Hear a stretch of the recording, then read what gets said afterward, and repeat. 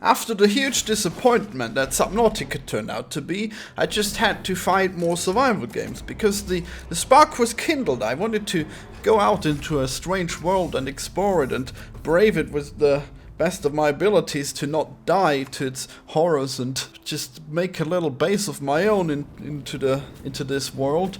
And I'm glad to tell you that I found Astroneer, and it's a great game. A great little survival game on Steam Early Access. It's not finished yet, and I don't know if that's good or bad, but it's certainly a really cool experience so far. So unlike Subnautica, every part of this game is completely fun. In Subnautica you have like 10 different tools and they all suck. In this game you have one tool and it's great. It's the terrain tool. So you can explore these huge procedurally generated planets and you can change every single part of them because it's all just a huge low poly terrain, and you can just make huge tunnels into it, or you could make a stairwell into a mountain, and you can just transform the terrain in so many brilliant ways. It's glorious. Unfortunately, the game is also very unfinished, so there isn't even any kind of objective that you can complete. All you can do is rummage around these planets and then just build a base. You just gather resources to build a base, but there's no objective, so you don't have anything to do. Right now I'm just flying around the solar system. By the way, if you're a developer of Astroneer, please listen to the end of this video, especially at the 10-minute mark. I got a very important thing to say about the story that I want to see in this kind of game. It's very important to me, but I guess you probably got your own vision. But do check it out, alright? Right now I'm just flying around the solar system with this rocket that I've constructed, but there isn't any place that I need to go. And so I've just made a little base on each planet so far, but there's nothing, no state of the game that's gonna be finished, no ending in sight, and it's not even any bit of story. It doesn't tell you to go and explore in certain ways. In fact, you can just go anywhere, and I'm not sure if this is liberating or if it's reducing the experience because there's not enough to do, but so far it's been really enjoyable, and I can't wait to see what new stuff they'll bring out.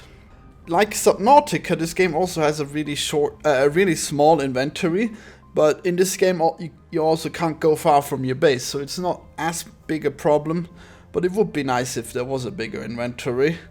Even though the inventory looks smaller than the one in Subnautica, it's actually about the same because there's just not a million pointless resources. Subnautica.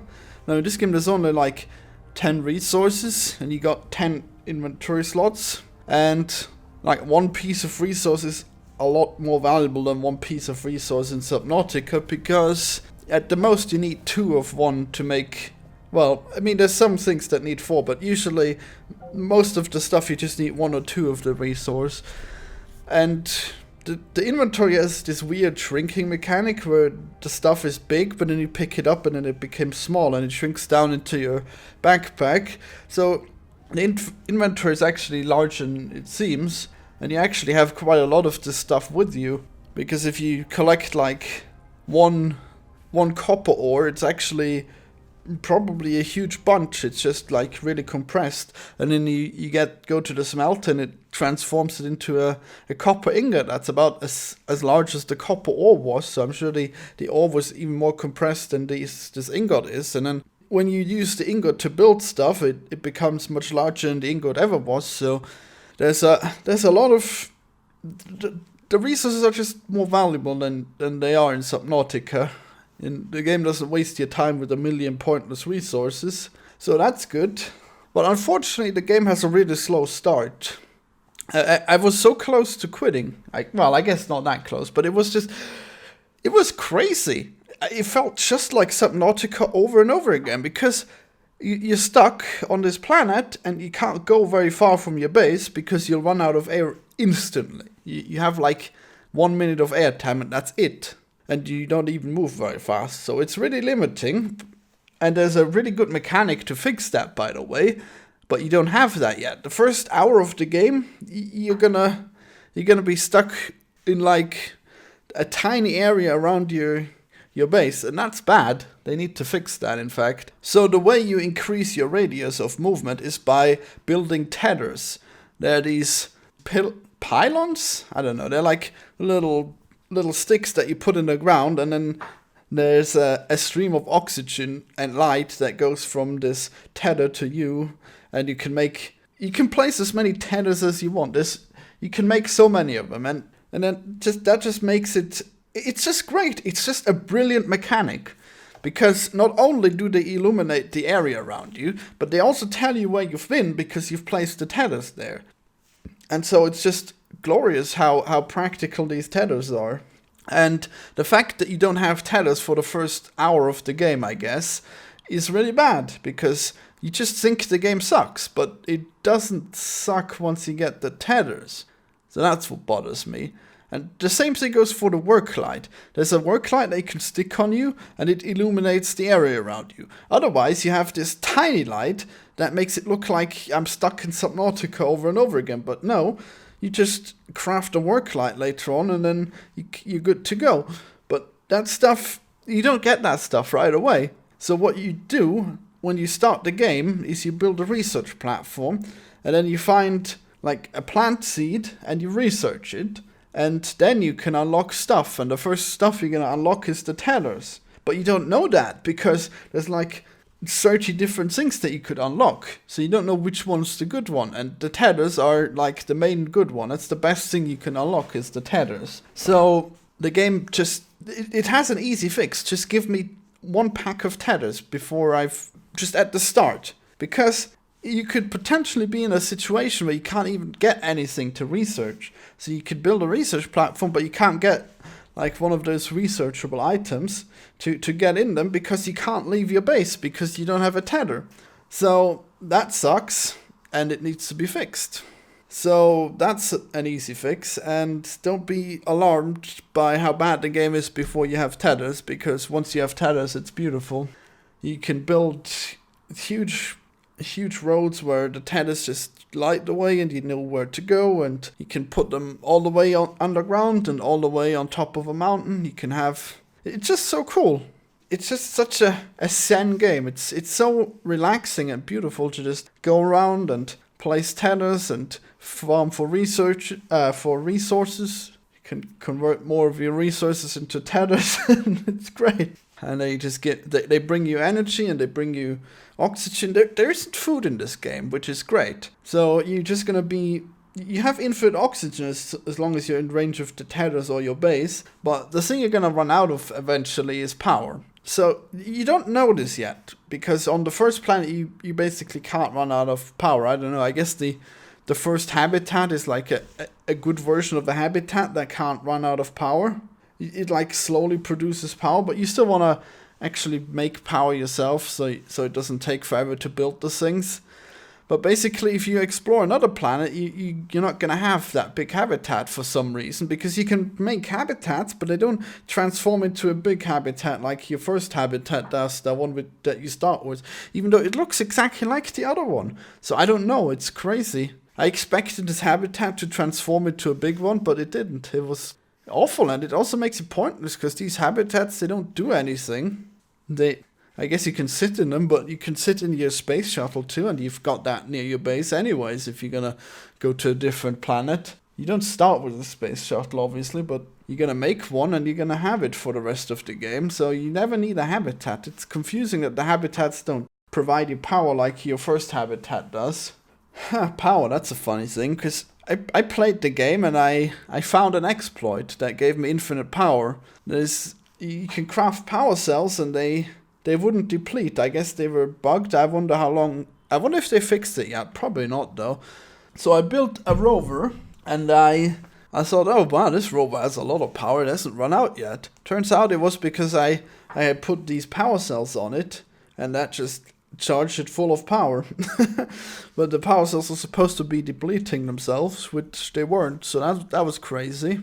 So I drove around the planet multiple times, and what happened is that I got lost because I didn't know where to go. I went too far away from my base, which wouldn't have been possible because there's not enough power, by the way, to go that far with a rover. So that was funny. I found a bug that that made the game really crazy. So I just drove around the planet for like a whole hour before I found my base again, because the planet is so large, and you don't realize this, but your base isn't actually marked. There isn't a map, and when you go too far away from the base, the beacon that the base supposedly has doesn't show anymore. So it's really crazy how that happened. I couldn't find my way, so I drove all around this crazy planet, and I did all the stuff. I found like 1 million wrecked satellites, and I found all the... Well, I guess I didn't bother building a new base. I could have, but I didn't, so... That was crazy. If I had done, I would have realized the power was... Well, I guess I wouldn't have realized the power was important. I probably would have just put on the the power cores that are infinite, and that would have worked too, I guess. Once I realized that it was that much of a game-breaking bug, I just threw away the power cells. I dug a hole and placed them there, because there isn't a way to get rid of stuff, which is too bad. So anyways, it's a bit rough around the edges, but it's just so pleasant to play this little game. I want to play it right now, actually. I want to go and play it.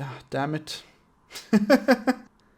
So I've got a few more complaints, but first let me talk about the story, or the lack of story. So basically, as I said, there's absolutely no story in the game. So what story do you want they going to place in this game? I found a lot of areas where there were like dead astronauts, and you could loot them. And there's a lot of crashed satellites, like way too many crashed satellites. It's crazy. So what's the story behind this gonna be? Did they get destroyed by some crazy aliens, or did they... Who knows? I wonder, man. It's crazy. So the way that I would make this story, and I think this is very important, because you're going to make a story that complements your gameplay mechanics. In Subnautica, you have a story where you just explore a bunch of shit and nothing else. It's pretty much like the walking simulator version of a story that you could put into a game. But in this game, I would hope that we have something better than that. I hope that in this game we have a story that complements the mechanics of the game. So what I would suggest is, based on several games that I've played, mostly the Settlers 4, where you find... Well, there's 3 factions that are humans, and then there's a faction number 4 that's like dark creepy powers.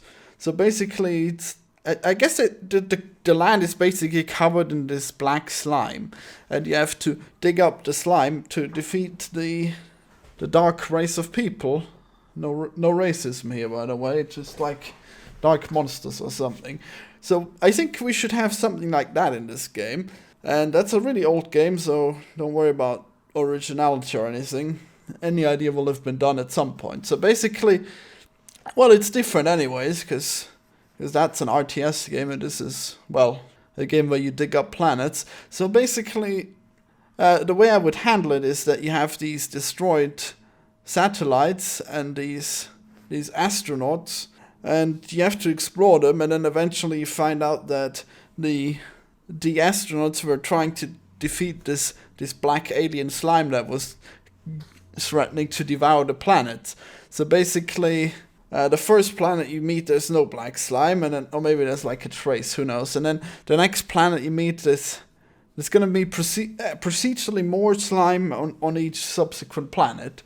And then the way you defeat the slime is you have to dig in. I guess the slime can hurt you when you touch it. So, but it's not going to instant kill you, it's just going to slowly hurt you. So you have to dig up the slime so you can move. You have your... I guess you get like a purifying addition to your tool that makes it so that wherever you point it, the slime is gone.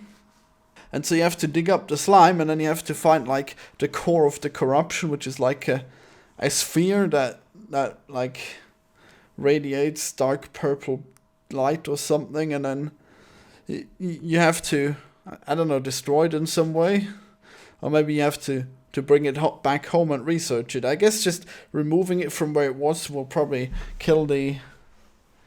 I guess maybe you have to build like a containment unit or something. Because wherever you put the thing, it's gonna corrupt stuff there. And if you bring it with you, it's gonna corrupt your base unless you have this. Well, it's gonna make black slime appear. That's all. It's not gonna do anything else. But yeah. So basically, you have to contain it or something, and then you have to. I guess the more of them you contain, the more you learn about this new threat. And as you go, the planets that you've explored, when you go back to them, you see that they've been gradually corrupted as well by these black orbs that appear out of nowhere. And for some of them, they'll be placed on a mountain, and then other ones are gonna be deep underground, and you have to dig to them, and you have to find your way. And there's like black monsters too that can only move where the black slime is, and they probably shoot at you with black slime balls or something, like tiny little balls. They just squirt ink at you, I guess. So basically you defeat them by digging up the slime under them. And maybe they try to retreat to an area where there's more slime, but then if they can't find it, they die. So that would be cool, I think, if that was the kind of story they would apply to this game. I would love it. Because I would hate it if they would do some kind of Subnautica story where you just have to go to a place and then press a button and then it's like, the game is complete, you've done it. That would surely suck. I hope that there's like some kind of way that you have to fight, and some kind of way that all this base building you've done is worth it in the end, because you'll have this base and you have to contain these orbs of dark energy or something, and then when you carry them, they like leave behind slime wherever you've carried them. So you gotta make sure that I guess when they're contained, then the slime will slowly disappear, so you don't have to clean the whole planet, because that would be annoying. So yeah, that would be a cool mechanic. And then in the end, I guess you find that there's a black planet, which you didn't know about because it's black, so it's invisible in the sky. But when you get closer, it's actually more like purple and cool. So that would be how I would handle the kind of story in this game. It would be too easy to ruin this game by making a really pretentious, stupid story. But I think if it's something like that, it would be pretty cool. You know, Subnautica actually had a terraforming tool too, but they probably took it out because that game's already laggy as fuck, and it's probably only got more laggy if they introduce if they continue having this mechanic. I bet it was just real laggy. I never got to play with it, because I only played Subnautica when it came out. So yeah, that's what I think of the story. So let's talk about my few remaining complaints. So the controls of rovers are terrible. You need tank controls, guys. Come on. It's a car. A car needs tank control. There's nothing worse than a car that drives in any direction that you press. And then when I first drove the car, I saw I put the seat on backwards because it drove backwards. Just because I wanted to look at I wanted to look at me while I was driving. Just give me tank controls. It can't be that hard. You already controls the wheels, so just make it so that I can directly control them like I would in a regular game that doesn't have stupid semi-self-driving cars. The only other game that does shit like that is Borderlands, and that game really had shitty cars, I gotta tell you. Please, tank controls, cars, they go together. Tank controls is not a synonym for bad controls. In fact, what you've got here with these rovers, that's a synonym for bad controls. A car without tank controls, terrible. Secondly, there's too many instant kills in this game. Like, you destroy a mushroom and it'll kill you, and then there's other mushrooms that have spikes and they'll kill you. I wish it would just be so that your helmet gets cracked, and then you run out of oxygen much faster. That's how I would have done it. That would be way cooler than a instant kill, and you can go back to base and repair your helmet or something. Craft a new helmet or something. I guess that would work, yeah. Maybe you can craft it in your backpack. That would be way cooler than just getting instant killed all the time. And then there's that one planet that has storms every 2 seconds, and there's also really weird tumble spikes that just roll at you. But then the game has really bad draw distance, so they basically just spawn at you. And sometimes they spawn outside of the the motion distance, so they're just stuck in place. And then if you move in that direction, you're gonna see an avalanche of these fucking instant killing spikes coming at you, and you can kill them by hitting the ground with your terrain tool underneath them. But that means that you're gonna fuck up your terrain, your base terrain, because you're gonna bore into the terrain there, and it's gonna be real annoying. And by the way, there's no way to make it so you have a flat terrain like in your first base, and it's really annoying. There's an alignment tool, but it doesn't align with... It doesn't work as well as the first base that aligns your terrain really well. It's really annoying, because if the terrain isn't well aligned, you have a lot of problems building a base. It's really annoying. I hope you're gonna fix the alignment tool, I guess, so that it can actually have a perfect flat angle when you point it down. So far it only seems to do things when you point it at... Oh god. Could there even be flat angles? Could there even be? I wonder how the planet is made. Is the planet made so that a flat angle always faces to the surface, to the center of the planet? Or is the planet made so that it's just a wild cluster of voxels? Oh god. What if there isn't a way to make a flat place? Oh god. That would suck. I guess it's possible. I never considered this until now. Wow, that's wild. I sure hope there is a flat way to build, though, because it'd be annoying if it wasn't. I guess maybe the alignment tool would work if I just use it. But then it doesn't actually give me the perfect flatness, because the perfect flatness only exists in, like...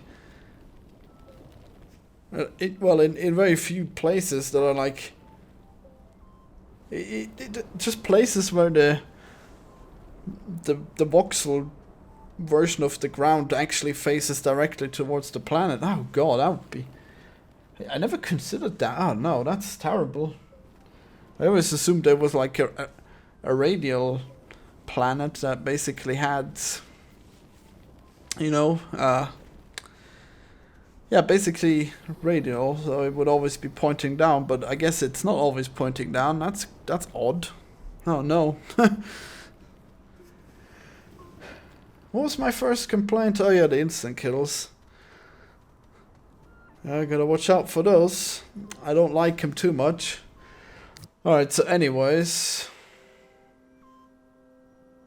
there's also rocks that you can't destroy, which is stupid, because your terrain tool basically does nothing but destroy rocks, but when the rocks aren't attached to the planet, you can't destroy them, because there's like indestructible things, and that's stupid. Just make it so I can point my terrain tool at those things, and then they get destroyed. Come on. Just make it so it basically like the terrain, but then they just get instantly destroyed if I suck at them too long. That would be great. So right now, if you click at them, it's just gonna hit the terrain behind them. But if you make it so that you can actually hit them and just attack them right away without changing the terrain, and the same goes for the mushrooms. If I could just like shine my tool directly onto them rather than having to dig below them, that would be much better too, because there's always like this big gap where I had to destroy all the mushrooms. It's quite a pity. Another thing is tethers. They usually just float into the air, and I think the reason why that happens is because you have your tool out, and then they look at the tool and they think, oh, this is solid ground that I can be built on, and then they stick there, and then they don't realize that there's nothing there holding them up, and they just float. And you just gotta make it so they don't check for collisions with the tool that you have, and that's an easy fix for that one. Another really annoying thing is that you can have underground storms. You'd think if you build a huge cave you'd be safe from storms, but no, it actually is possible to have storms underground as well, even though it doesn't make any sense. I guess it just doesn't have the technology to see whether or not you're underground or not, but you gotta... Just if I'm like really underground, just don't make storms there. Shouldn't be too hard to figure out, really. And then there's like these rocks that will come out of nowhere and hit you and kill you. It's really annoying, and they instant kill you too because of the previous thing I mentioned with the instant kills. quite annoying. And then you gotta pick up your stuff, and there's not even a fast way to just pick up all your stuff that you had, even though there should be. Just give me a thing where I can just take the backpack of the dead astronaut instead of having to take each piece by piece. It's annoying. Now, sorry if I'm having too many complaints, because I really love the game, so I'm just trying to improve it by pointing out these things. So a thing that it does well is automation, this game. You can have a smelter, and then you can have... the smelter will be on a large platform, I'm assuming, so you can have 2 medium storages next to it. And that means that you can just place all the copper ore, all the other ore, you can place it there, and then it'll automatically pick them up and forge them. So you only gotta... It's really easy, actually. And then you can just take the medium storage that has like 8 of the finished ingots, put them somewhere else, and then put a new medium storage there, and then it's empty, and then you've got all your stuff.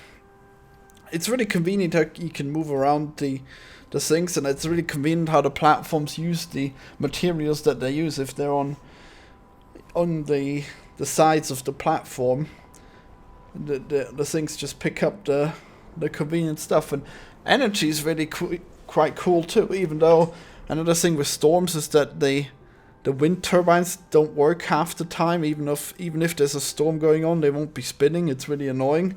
They don't even make sense anyways. They wouldn't be spinning anyways, because they're like symmetrical. That's not how they should spin, but it's quite annoying. I wish they would make more sense, these turbines.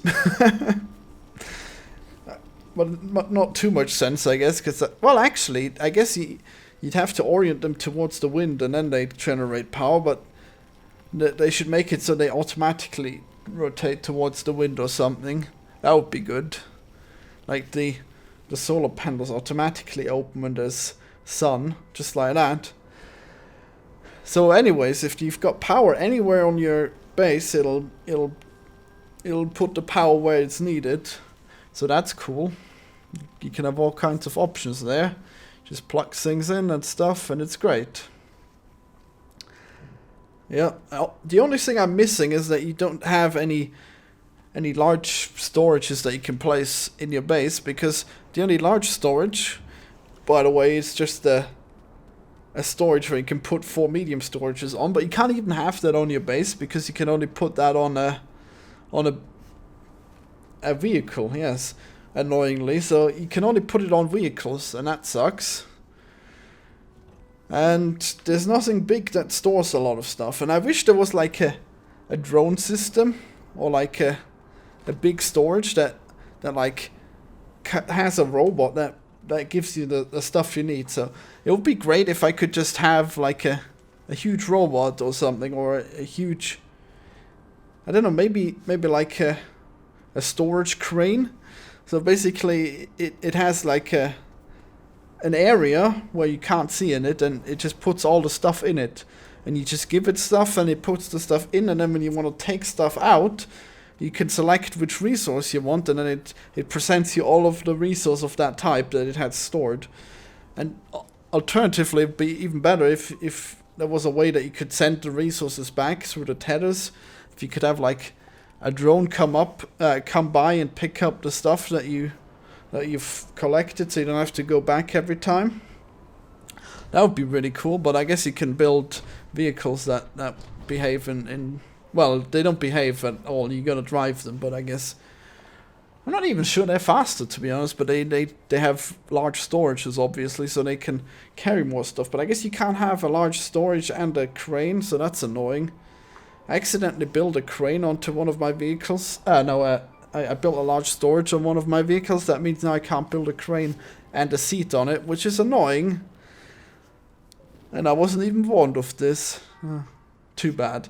But yeah, if I had like a way to sort the stuff, it's already really good. But if I had like a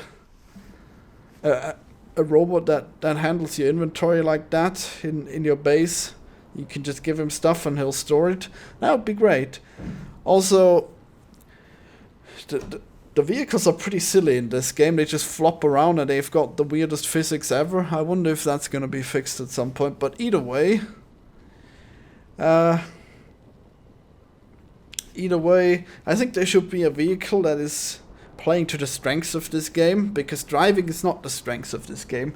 The strengths of this game is digging. So if you make a drill vehicle that can burrow deep into the ground, that would be great. That would be something I'd like to see, rather than just a rover that flops around really annoyingly and then flips over every 2 seconds. Give me a drill vehicle. Yep. And also, I wish there was more underground. At one point I dug underground like for a really long time and it was nothing. It was just the same walls, but no things were in them. It just went infinitely down. So I guess there's only things to be found in certain areas, which I guess is the way it's gonna be, but I don't know, maybe there should be like random stuff that gets placed under you when you dig deeper. Like random deposits of resources. Pretty rarely, of course, but there should still be something if you dig down for like an hour. Yeah. I hope there's gonna be like a whole underground area full of dinosaurs or something at some point. Who knows? Alright, well, check out Astroneer. Hope it develops well. Hope the developers see this video. Goodbye, everyone. Oh, also, these fucking storms won't fuck off. How about there's a button to wait until the storm is over once you're in a safe shelter? That would be great. Fuck the storms anyways. They're so annoying. God damn it.